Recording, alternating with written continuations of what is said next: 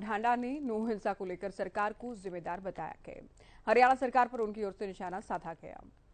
अनुराग ढांडा ने कहा कि हिंसा के इंटेलिजेंस इनपुट के बाद भी सरकार ने सख्ती नहीं बरती, गंभीरता नहीं दिखाई। अब मामले में सरकार को सख्ती करने की जरूरत है। साथ ही अनुराग ढांडा ने लोगों से आपसी सहयोग और शांति बनाए रखने की अपील की है। तो रोहतक में अनुराग ढांडा की ओर से कहा गया है कि नो हिंसा को लेकर इनपुट होने के बावजूद सरकार ने कुछ नहीं किया, लेकिन अब ये जरूरी हो जाता है कि सरकार सख्ती से निपटे, सख्ती से निपटने की जरूरत है।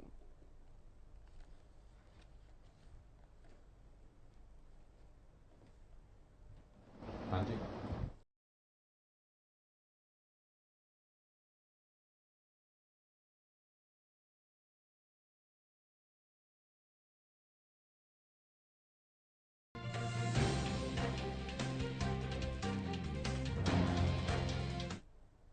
मुश्किल वक्त है और ऐसे वक्त में एक दूसरे के ऊपर भरोसा करके, एक दूसरे का विश्वास जीत करके तुरंत शांति बहाली की कोशिश करनी चाहिए।